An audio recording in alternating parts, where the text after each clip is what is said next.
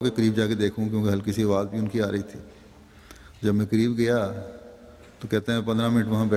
ساتھ بیٹھا رہا ہوں اور ہلکی آواز میں وہ صرف ایاک نعبد و ایاک نستعین پڑھتے چلے گئے۔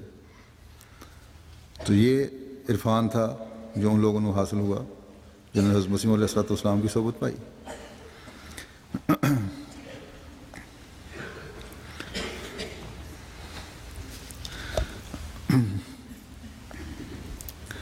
بس یہ فہم اور ادراک ہے اور یہ عرفان ہے جو ہر مومن کو حاصل کرنے کی کوشش کرنی چاہیے، اور اسی سے عبودیت کا حق ادا ہوتا ہے۔ پھر آپ یہ بیان فرماتے ہوئے کہ عبودیت کا حق کس طرح ادا ہو سکتا ہے، آپ فرماتے ہیں کہ واضح ہو کہ اللہ تعالیٰ کا کلام ایاک نعبد و ایاک نستعین اس بات پر دلالت کرتا ہے کہ تمام کی تمام سعادت خدائے رب العالمین کی صفات کی پیروی کرنے میں ہے یا اس کو اپنانے میں ہے۔ بس جب بندہ تکرار سے یہ دعا کرتا ہے تو اللہ تعالیٰ کی صفات کا ادراک کرتے ہوئے اپنے آپ کو اس کے مطابق ڈھالنے کی کوشش کی بھی ضرورت ہے، ورنہ تو یہ دہرانا ہے یہ طوطے کی طرح رٹے ہوئے الفاظ کو بولنا ہی رہے گا۔ صحابہ حضرت صلی اللہ علیہ وسلم کے صحابہ نے بھی اس کا عرفان حاصل کیا، پھر حضرت مسیح علیہ الصلوۃ والسلام کی صحبت میں جو رہے انہوں نے عرفان حاصل کیا۔ اللہ کے فضل سے جماعت میں اب بھی ہیں جو اس چیز کو سمجھتے ہیں اور اس طرح دعا کرتے ہیں۔ پھر حضرت مسیح علیہ السلام فرماتے ہیں پھر چونکہ ان درجات کے حصول میں بڑی روک ریاکاری ہے، درجات کے حصول میں بڑی روک جو ہے ریاکاری ہے جو نیکیوں کو کھا جاتی ہے، اور تکبر ہے جو بدترین بدی ہے، اور گمراہی ہے جو سعادت کی راہوں سے دور لے جاتی ہے۔ اس لیے اللہ تعالیٰ نے اپنے کمزور بندوں پر رحم فرماتے ہوئے جو خطا کاریوں پر آمادہ ہو سکتے ہیں اور اپنی راہ میں قدم مارنے والوں پر ترس کھا کر اس مہلک بیماریوں کی دعا کی طرف اشارہ فرمایا۔ پس اس نے حکم دیا کہ لوگ ایاک نعبد کہا کریں تب وہ ریا کی بیماری سے نجات پائیں، اور ایاک نستعین کہنے کا حکم دیا تا وہ کبر اور غرور سے بچ جائیں۔ پھر اس نے اہدنا کہنے کا حکم دیا تا وہ گمراہیوں اور خواہشات نفسانی سے چھٹکارا پائیں۔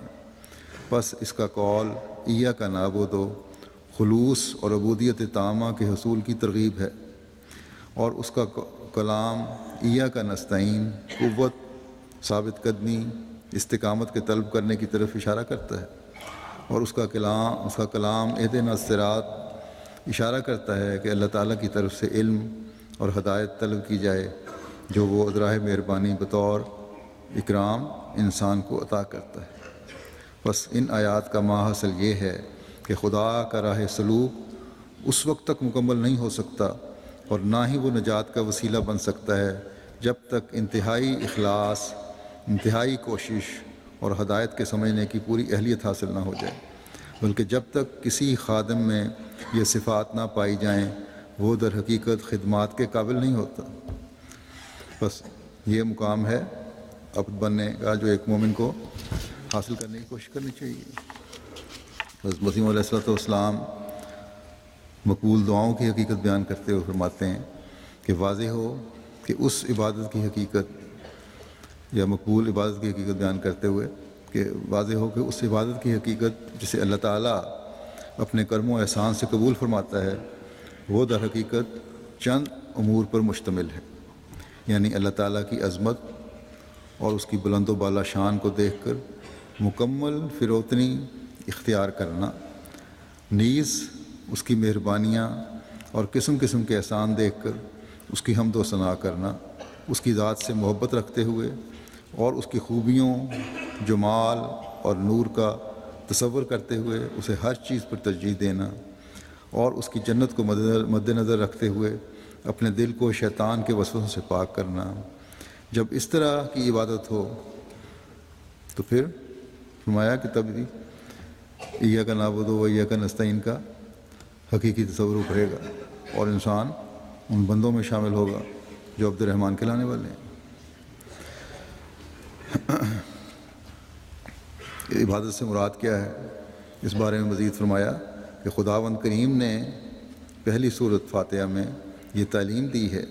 ایاک نعبد و ایاک نستعین۔ اس جگہ عبادت سے مراد پرستش اور معرفت دونوں ہیں، یعنی عبادت، ظاہری عبادت بھی اور اس کا عرفان حاصل کرنا بھی ضروری ہے، اور دونوں میں بندے کا عجز ظاہر کیا گیا ہے۔ یہ دونوں چیزیں جو ہیں، عجز ظاہر کیا گیا کہ یہ پیدا کرو تو عجز پیدا ہوگا، یا عجز ہوگا تو یہ چیزیں پیدا ہوں گی۔ پس جب ہم ایاک نعبد و ایاک نستعین کہیں تو یہ ظاہری عمل بھی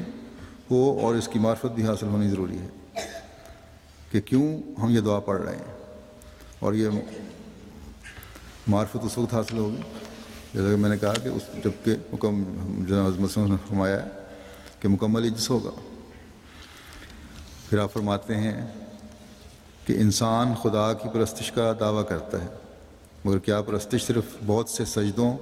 اور رکوع اور قیام سے ہو سکتی ہے، یا بہت مرتبہ تسبیح کے دانے پھیرنے والے پرستار الہی کہلا سکتے ہیں؟ بلکہ پرستش اس سے ہو سکتی ہے جس کو خدا کی محبت اس درجہ پر اپنی طرف کھینچے کہ اس کا اپنا وجود درمیان سے اٹھ جائے۔ اول خدا کی ہستی پر پورا یقین ہو، اور پھر خدا کے حسن و احسان پر، اللہ تعالیٰ نے کتنے احسانات ہم پر کیے ہیں، اطلاع ہو۔ ہر نعمت جو اللہ تعالیٰ کی طرف سے ملتی ہے، پتہ تو ہے کہ مجھے مل رہی ہے، لیکن یہ پتہ ہو کہ اللہ تعالیٰ کی طرف سے ملی ہے، اس کے حسن و احسان پر پوری اطلاع ہو، اور پھر اس سے محبت کا تعلق ایسا ہو کہ سوزش محبت ہر وقت سینے میں موجود ہو، اور یہ حالت ہر ایک دم چہرے پر ظاہر ہو، اور خدا کی عظمت دل میں ایسی ہو کہ تمام دنیا اس کی ہستی کے آگے مردہ متصور ہو، اور ہر ایک خوف اسی کی ذات سے وابستہ ہو، اور اسی کی درد میں لذت ہو، اور اسی کی خلوت میں راحت ہو، اور اس کے بغیر دل کو کسی کے ساتھ قرار نہ ہو۔ اگر ایسی حالت ہو جائے تو اس کا نام پرستش ہے، مگر یہ حالت بجز خدا تعالیٰ کی خاص مدد کے کیوں کر پیدا ہو؟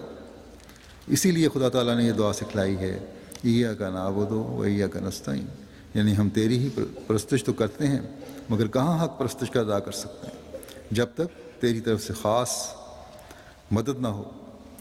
خدا کو اپنا حقیقی محبوب قرار دے کر اس کی پرستش کرنا، یہی ولایت ہے جس سے آگے کوئی درجہ نہیں، مگر یہ درجہ بغیر اس کی مدد کے حاصل نہیں ہو سکتا۔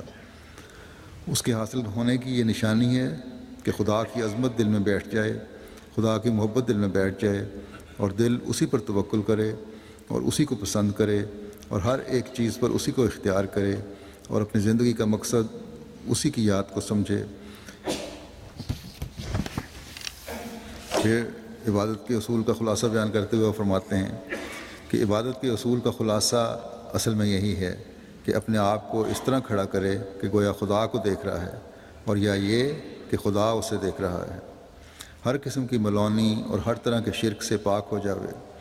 اور اسی کی عظمت اور اسی کی ربوبیت کا خیال رکھے، اور ادعیہ معصورہ اور دوسری دعائیں خدا سے بہت مانگے، اور بہت توبہ و استغفار کرے، اور بار بار اپنی کمزوری کا اظہار کرے تاکہ تزکیہ نفس ہو جاوے اور خدا سے پکا تعلق پیدا ہو جاوے اور اسی کی محبت میں محو ہو جاوے۔ اور یہی ساری نماز کا خلاصہ ہے، اور یہ سارا سورہ فاتحہ میں ہی آ جاتا ہے۔ دیکھو، ایاک نعبد و ایاک نستعین میں اپنی کمزوریوں کا اظہار کیا گیا ہے، اور امداد کے لیے خدا تعالیٰ سے ہی درخواست کی گئی ہے، اور خدا تعالیٰ ہی سے ہی مدد اور نصرت طلب کی گئی ہے، اور پھر اس کے بعد نبیوں اور رسولوں کی راہ پر چلنے کی دعا مانگی گئی ہے، اور ان انعامات کو حاصل کرنے کے لیے درخواست کی گئی ہے جو نبیوں اور رسولوں کے ذریعے سے اس دنیا پر ظاہر ہوئے ہیں، اور جو انہی کی اتباع اور انہی کے طریق پر چلنے سے حاصل ہو سکتے ہیں۔ اور پھر خدا تعالیٰ سے دعا مانگی گئی ہے کہ ان لوگوں کی راہوں سے بچا جنہوں نے تیرے رسولوں اور نبیوں کا انکار کیا اور شوخی اور شرارت سے کام لیا، اور اسی جہان میں ہی ان پر غضب نازل ہوا، یا جنہوں نے دنیا کو ہی اپنا اصل مقصود سمجھ لیا اور راہ راست کو چھوڑ دیا۔ گناہ سے نفرت ایک بہت بڑی نعمت ہے۔ یہ کس طرح حاصل ہو سکتی ہے؟ اس بارے میں آپ فرماتے ہیں کہ اس سے بڑھ کر کوئی نعمت انسان کے لیے نہیں ہے کہ اسے گناہ سے نفرت ہو، اور خدا تعالیٰ خود اسے معاصی سے بچا لے ہوئے، مگر یہ بات نری تدبیر یا نری دعا سے حاصل نہیں ہو سکتی، بلکہ دونوں سے مل کر حاصل ہوگی، جیسے کہ خدا